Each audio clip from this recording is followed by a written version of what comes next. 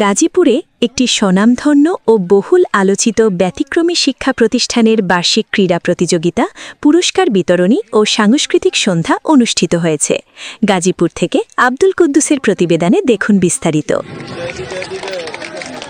শুভ নববর্ষ ১৪৩৩ খ্রিস্টাব্দ, রোজ মঙ্গলবার। দিনব্যাপী গাজীপুর মহানগরের ৪ নং ওয়ার্ড সারদাগঞ্জ আফতাবনগরে একটি ব্যতিক্রমী শিক্ষা প্রতিষ্ঠান গাজীপুর গ্যালাক্সি ইন্টারন্যাশনাল স্কুলে জমকালো আয়োজনের মধ্যে দিয়ে প্রতিষ্ঠানের প্রধান শিক্ষক মুজাহিদ মানিকের সার্বিক তত্ত্বাবধানে এই অনুষ্ঠানের আয়োজন করা হয়। বার্ষিক ক্রীড়া প্রতিযোগিতায় শিক্ষার্থীরা বিভিন্ন ইভেন্টে অংশগ্রহণ করে তাদের প্রতিভার স্বাক্ষর রাখে। দৌড়, লং জাম্প, জলে ডাঙা, হাঁড়ি ভাঙা, সতীনের ছেলে কার কোলে, উচ্চ লাফসহ নানা খেলায় বিজয়ীদের মাঝে ছিল ব্যাপক উৎসাহ উদ্দীপনা। বিকেলে অনুষ্ঠিত হয় পুরস্কার বিতরণী অনুষ্ঠান।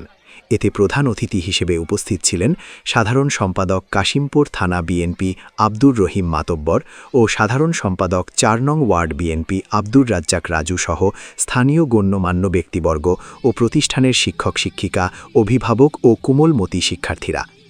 এ সময় তারা বিজয়ীদের হাতে পুরস্কার তুলে দেন এবং তাদের ভবিষ্যৎ জীবনে সাফল্য কামনা করেন।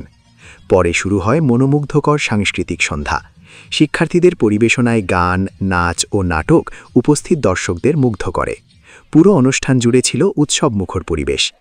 আয়োজকরা জানান, শিক্ষার্থীদের শারীরিক ও মানসিক বিকাশে এ ধরনের আয়োজন গুরুত্বপূর্ণ ভূমিকা রাখে।